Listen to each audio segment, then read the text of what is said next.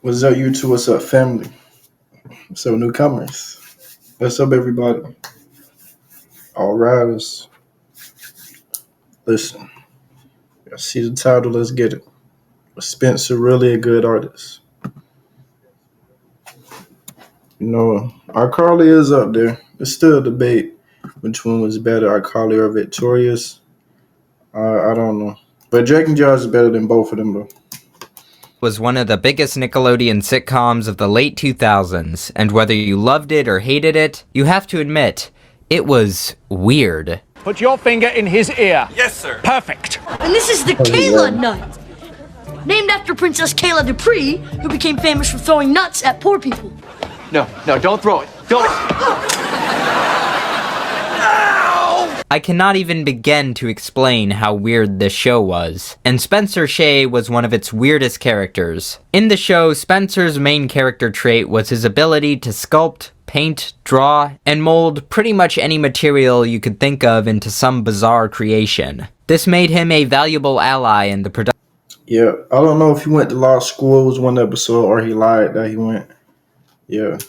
Oh, yeah, Rocky. Yeah, his friend Rocky. We don't know who that is.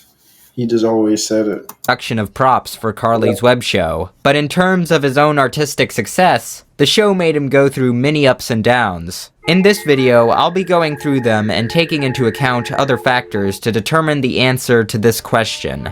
Was Spencer really a good artist? Yeah.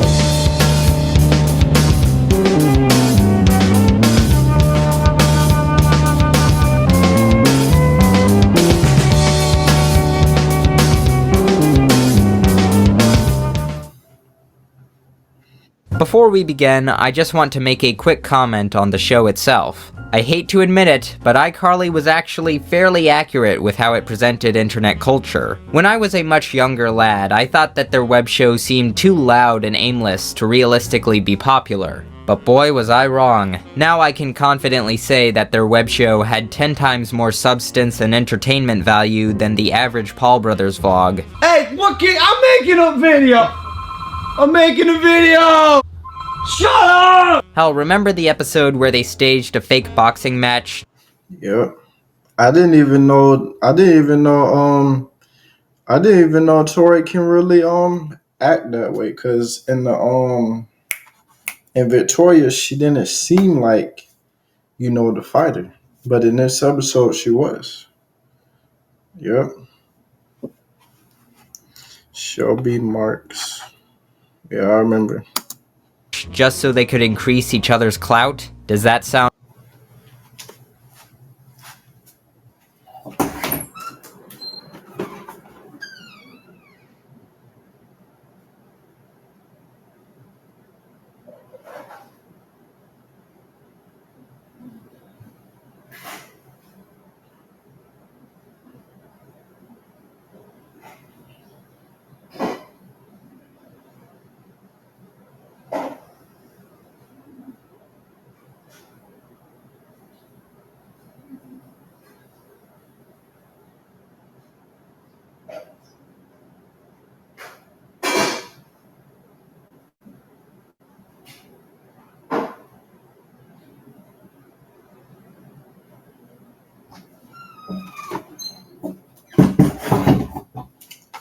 I had to take some chicken out the store. Let me see, girl. Let's see this. That almost fell. But yeah, let's get it. Sound familiar to anyone? iCarly was actually right on the money in a lot of places, and that both disappoints and fascinates me. Now, since I seriously doubt that Jerry Traynor had much to do with the production of these props, I think it would only be fair to at least mention some of the prop designers who did. Now, I searched as far as I could for information regarding this because I was genuinely curious, and with the help of Tumblr user A Perfect Day for whatever that is, I was given a list of the 2 main prop designers listed on IMDb, and the episodes they worked on. Unfortunately, most people in the art department had very short profiles, and there wasn't much else to see besides their names, but here they are. Like in my Squidward video, I think it'd be a good idea to start off with technical ability, and I think it's safe to say that Spencer has plenty of skill in multiple materials. In the entirety of the show, Spencer produced several dozen individual art projects, all with a variety of materials. And I remember that episode with the butter. It was like a butter figure. Then Sam turned off the coolness because she was too cold. Then it melted on the floor. Yeah. What others? Oh yeah, that's the tree. What was that? That was with the noses. Yep. Yep. This is the coffee when they all swam in it. Yeah, the dentist. Yeah, I remember all this.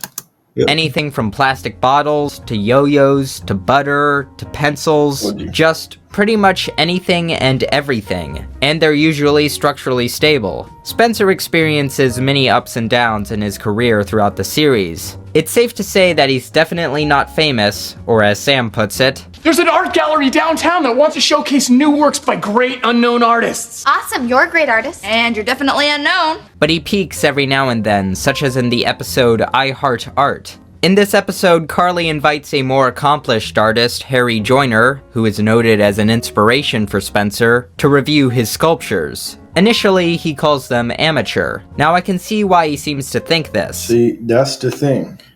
See? Because they don't know. When they call your work amateur, it's not. It's the best. It's reverse psychology. It is. Just like with the episode with Squidward when he was trying to teach SpongeBob how to sculpt.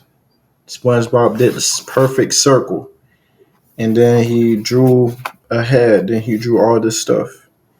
Then by the end of the episode, he just, boom, sculpted into something that he left in the box with a truck. At first, the sculptures appear kind of gimmicky, without much substance. Like, yeah, it's a bunch of yo-yos cobbled together and an elephant head on a unicycle. It appears as though there isn't much subtle design that goes into them and more just flashy nonsense. Yeah. But later, Joyner says he said those things because he was jealous, because they're better than anything he's done in a long time.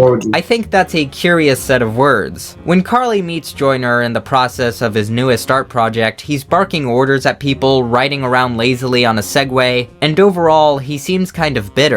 I have a theory that Joyner saw a kind of youthful potential when he viewed the sculptures, a drive and innocence that he had lost for a long time, and that's why he felt jealous. I think the merit of Spencer's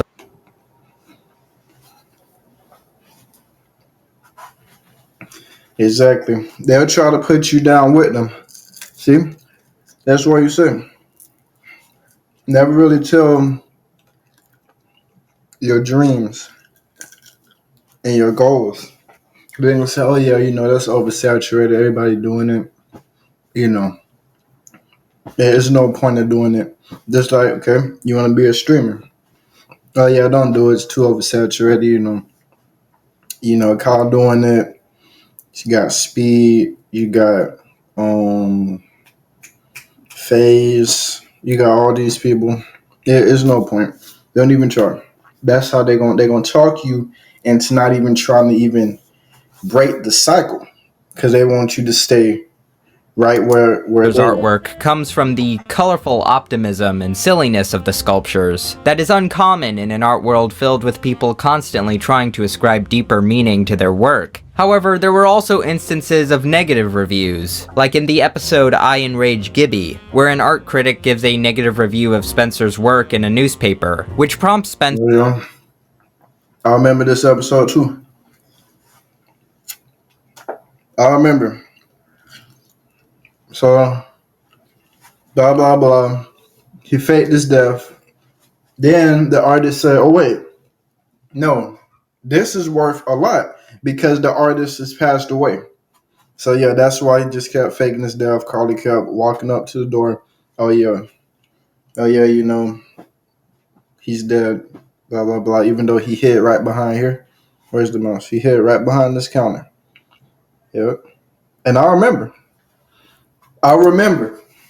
Spencer to retaliate in the weirdest way possible by gathering newspapers with that review and shredding them. But once the newspaper accidentally publishes a false obituary for Spencer, he starts selling sculptures for a lot more money. So we know that at least in death, Spencer could be more successful. However, it's worth noting that if he can make enough money to stay in a large apartment and provide for another family member, he's doing a lot better financially than most unknown artists. However, how much of this is being paid for by Carly's father, who's on tour in a US submarine, or other family members, or possible ad revenue from Carly's web show, is hard to say. In a later episode, I Hire an Idiot, Spencer takes his art to a museum in a section titled Traditional Postmodernists, which seems like a bit of an oxymoron. Going into what counts as postmodern specifically would take way too long a chunk of this video to explain, so I'll just say it's pretty much just weird.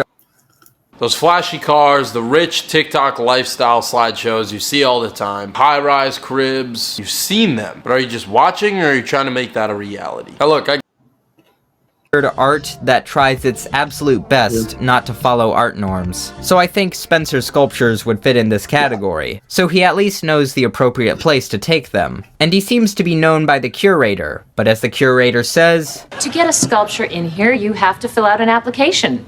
See? It's always them that take their job too serious. Really? You really think? And then take the job too serious. Oh yeah, you can't bring this in here, sir. In order to do that, you need to go to the board. And then once that's passed, then you're gonna have to go up to an even higher position. And then once they say you're in the go, then you can bring it here. Have it examined and approved by the Board of Curators, get authorization from... How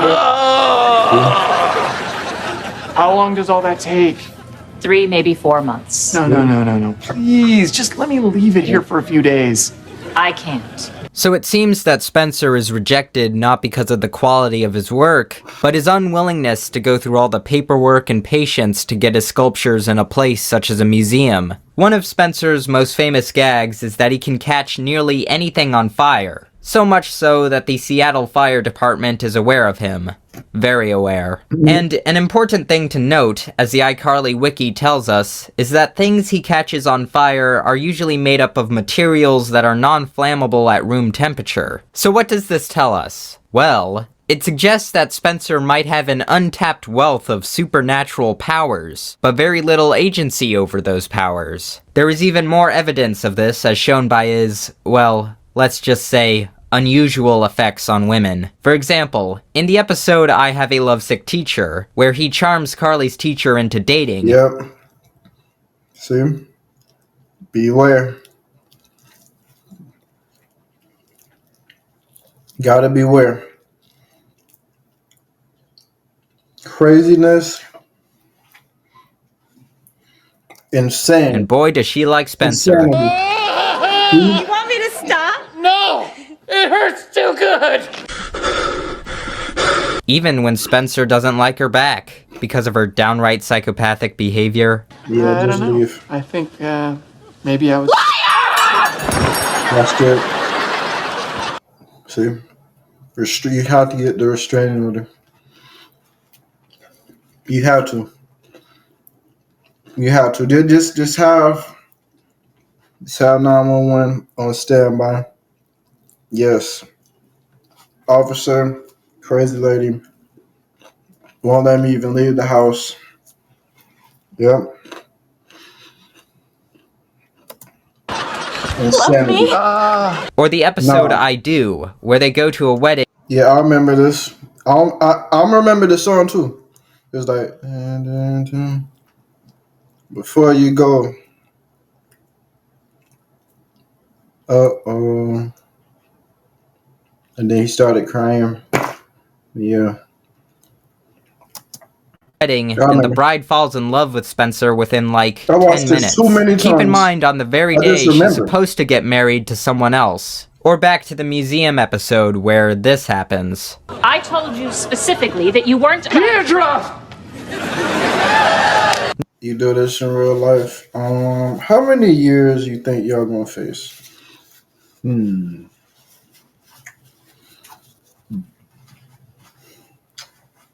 Yeah, you're gonna be in there for some time. 2 years, 3 years, because this rarely happens. If you randomly do this to a random person, right, that's not gonna act like a Karen.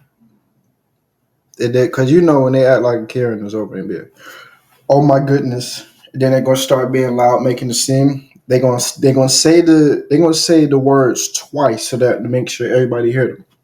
Like, oh my goodness, that's assault, sir. They're gonna start raising up their voice, making sure they're gonna do the little um eye swipes, like, yep. Then they're gonna have the phone ready. Where is it? Hold on. I'm calling the police now. This is the same pose. This, that, yes. Or they might call security or whatever. Yeah. If you randomly do this, it's literally over for you. You don't have no chance. It's like 2-3 years, but that's just minimum, maximum. Cause you know. That's what I say. Beware. Allegations is insane. Oh yeah, and then if you person of color, oh yeah, it's even worse for you. You don't have no chance at all. So yeah. Now Normally, just a little Spencer yap. would be charged with sexual assault, but the opposite Just told you. happens. I apologize. I had to do that. Just do it again. Yeah.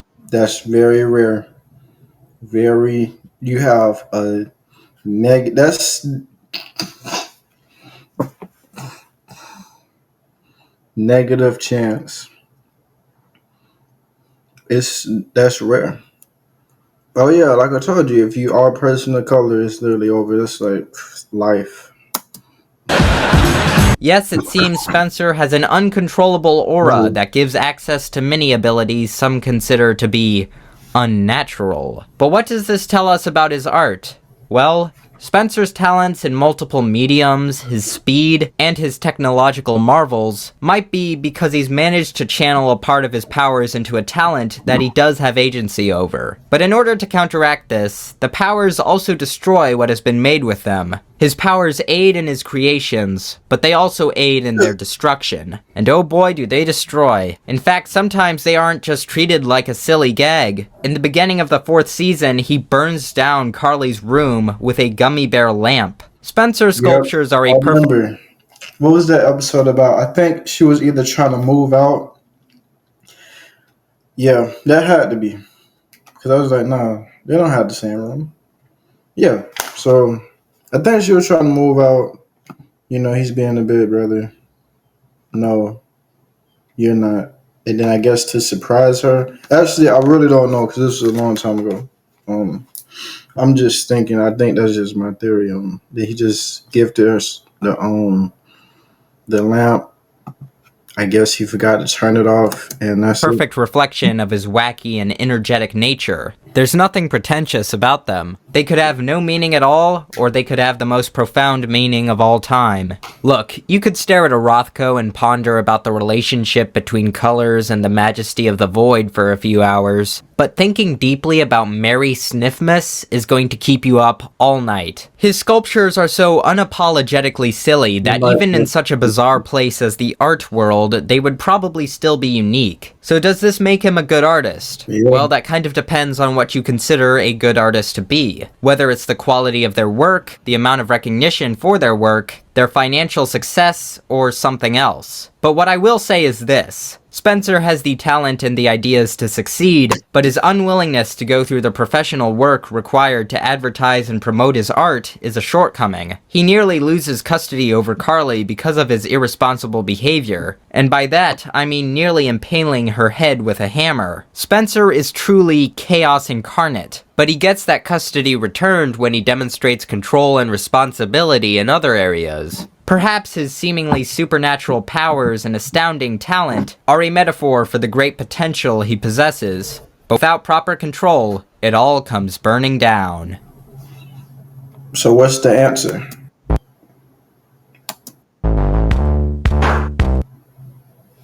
So I guess, yeah, right? Yeah. Do y'all think he's a good artist? Yeah or no?